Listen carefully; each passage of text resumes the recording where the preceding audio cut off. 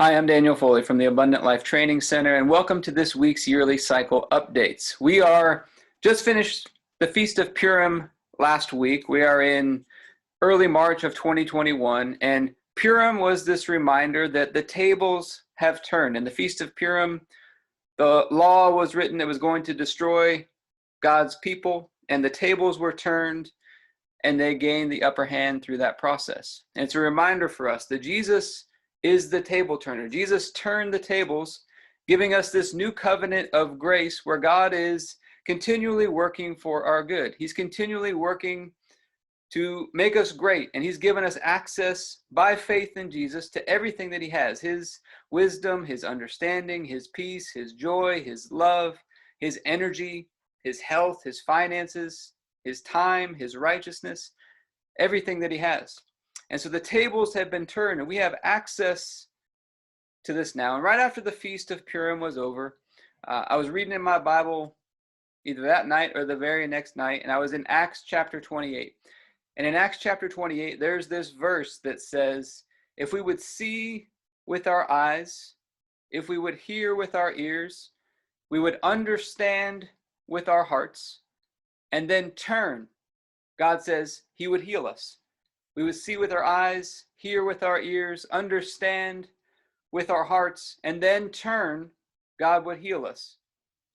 And so we talked about last week this message of turn and be healed. But before we can turn, we got to get to this place of understanding. We see what God's up to. We see the light. We see all the things that God's doing, the miraculous things and the testimonies of what he's doing in our life. And we hear, we take the time to tune in, and we listen to him, and then we develop understanding. And what is it that we need to understand? When I wrote my book, The Eighth Date, one of the main concepts in that book was developing understanding, where God showed me that I needed to develop understanding. And what was it that I needed to understand? His grace, that he's given us access to everything that he has, and he's continually working for our good. But once we understand that, we've got to turn it. Think about this. We've got to turn it into something good. We've got to convert it. So that message where it says, if we would turn, then God would heal us. And I believe that healing is not just spiritual, it's mental, emotional, physical, financial, even as we'll see in this verse here today, in our time, in our relationships, in every area of life. If we would turn, some of the versions of that verse, the word turn is to be converted. If we would convert that into action. So for example, if I'm doing school with my kids at home this year, and we're working on a math lesson, let's say, and I'm showing them, they're seeing with their eyes how to do this problem, how to do this new thing that we're working on. They're hearing with their ears, and they're developing understanding of how to do this problem. They should be able to turn, they should be able to convert that into knowing what to do, into taking the correct action.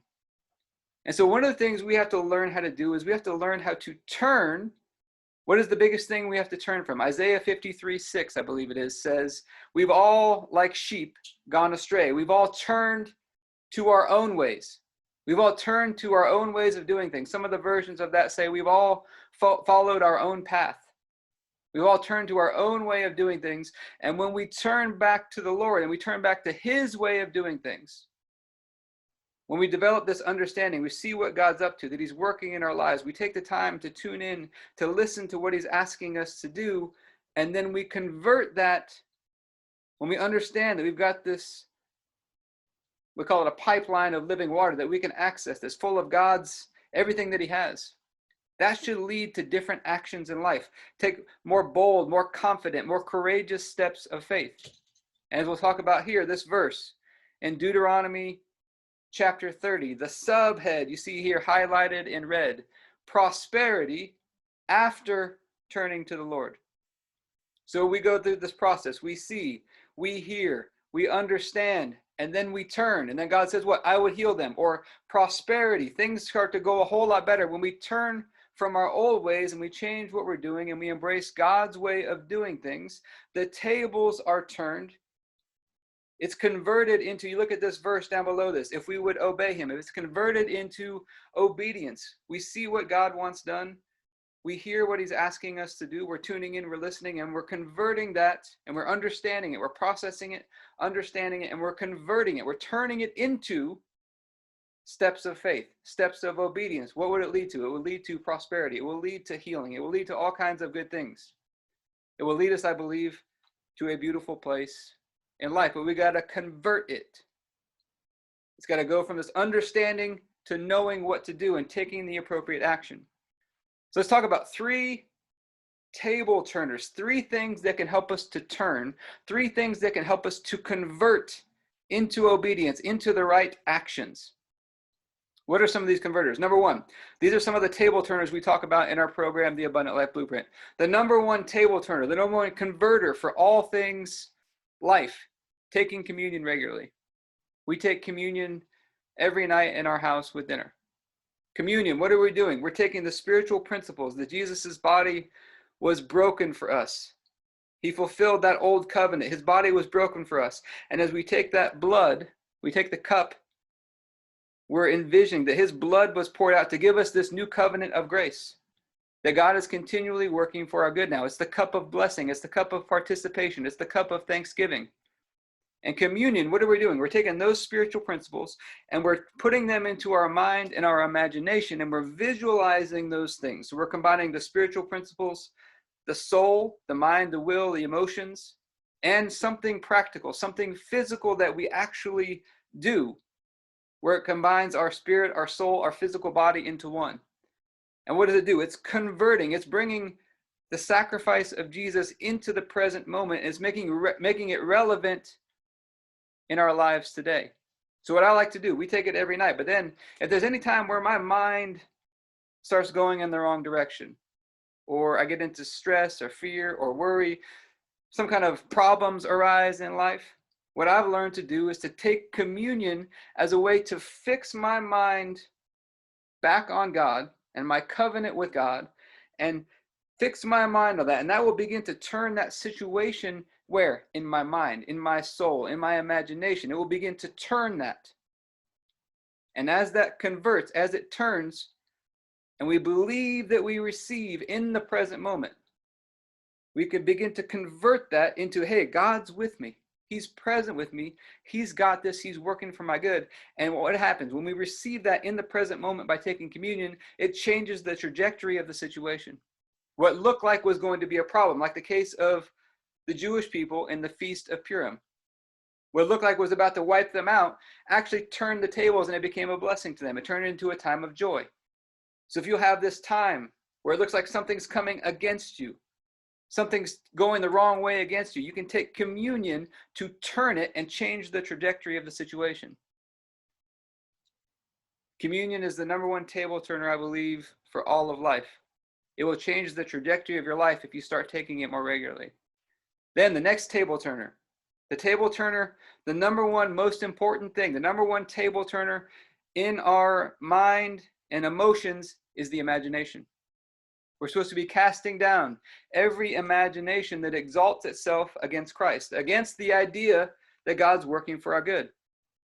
Our imagination will let us know when we're believing things in our hearts that are not true. It'll let us know when there's areas where we're not fully trusting in God, because these negative imaginations, these negative video loops start to come up in our mind. And it may be, oftentimes I found, the areas where you're struggling the most in life, usually you have the most negative video images playing in your mind. And it takes a while, it takes some practice. We can practice stirring things into our imagination on purpose. And it takes a while to have these negative video loops to stop and to turn them around and get them going in the other direction. Now, a great example of this is one time I was making chocolate milk for my kids. And I was putting the spoon in, and I'm stirring it, and I'm stirring it, and I'm stirring it. And all of a sudden I take my spoon out, and the milk continues to spin in the same direction, even though my spoon's not in there anymore. It's built up momentum. It's built up momentum. Well, I took my spoon out, it continues to spin. And then I stuck my spoon back in, and I began to stir it in the other direction, began to stir it the other way. And what happened? At first, when I do that, the milk goes crazy. It gets all turbulent. It's spilling out of the glass. It's spilling out of the pot, whatever it was in. and it's going crazy. But then if I keep stirring, I keep stirring, I keep stirring, eventually it starts to turn around and it begins to spin in the opposite direction, and I could take my spoon out and it would still keep spinning. Well, it says what? We've all followed our own way. We've all been spinning in this direction, this way. And when we learn to stop it, we begin to understand, wait a minute, I'm going the wrong direction. And I stop it. Things sometimes get turbulent for a little while. May seem like everything's going crazy. But then as I continue to stir, I start listening to God, tuning in, taking those steps, converting them into the obedience that he's asking of me. And I stir and I stir and I stir. Eventually it becomes automatic. And I believe it leads us to this prosperous place. But the imagination, we may get these images. It may be hard. It take some time to convert that where it's going back the other way. God may also give you good ideas. Part of this grace that he's given us his wisdom, his understanding, his knowledge. He's going to give you good ideas. And the imagination is the place where we can convert those seed of good ideas. We can grow them. We can convert them into something that we can produce in the physical world. That could be a book, a business, music, inventions, who knows what. The imagination is the converter where we can convert these out. Think of this: spirit, soul, physical body. The middle is often where the battle's won. If we can turn and we can convert our minds and our imaginations, all those promises, all that grace, all that goodness that God put in our spirits will begin to flow out of us out into the world. If we will just convert it in the mind and the imagination. Romans, it says what? We'll be transformed by the renewing of our minds. This transformation happens as we begin to turn the mind. And then one more table turner is presence. I believe presence is the number one table turner. If we will get more present as we go throughout the day. So think of 3 levels again: past, present, future. The battle's won in the middle. The battle's won in the mind and the imagination. The battle is also won in the present. If we will get more present and more aware of God's presence with us in the present moment, because God says, I am. That means he's right here in the present moment. We can take communion, bringing him into that present moment, getting him more aware of his presence with us through taking communion. We can combine these things. Think of communion. We're combining communion, we're combining the imagination, we're combining presence all into one. That's why communion is so powerful. But if we will get more present during the day and in everything we're doing, where God's promised, I've rolled away your past, I've rolled away, your sins have been forgiven, and I hold your future. We stop worrying about the future. We get more present right here with God during the day, during the regular things we're doing in everyday life. We'll begin to see his grace. I believe presence is the grace table turner. If we will get more present, we will see more and more of God's power, his love, his grace. We'll see that flow of all those good things that he put in us. We'll see that flow if we'll get more present. It's like the valve that turns, and it turns open when we get more present. And everything, all that goodness begins to flow out of us. All the fruit of the Spirit, all these good things that he put on the inside of us begin to flow out of us.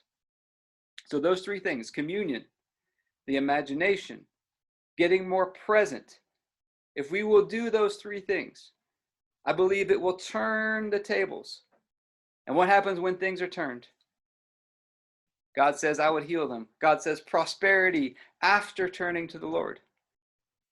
One more verse to think about. Proverbs, I believe it's 19, maybe 19:8, I believe it is. It says, he who cherishes understanding will soon prosper.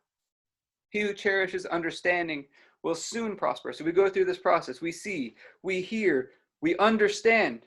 We understand what God's up to. We understand all these good things he wants to do in our lives. We understand what to do now. We're close. We will soon prosper, but then we got to turn it. We got to convert it into something. We got to convert it into action, into obedience, into bringing God's good ideas into fruition and walking out his plans and purposes in our lives. And I believe it will lead us to a prosperous place and to a beautiful place, hopefully. But if you would like more yearly cycle updates, or you'd like to learn more about the Abundant Life Blueprint, you can go to theabundantlifetrainingcenter.com.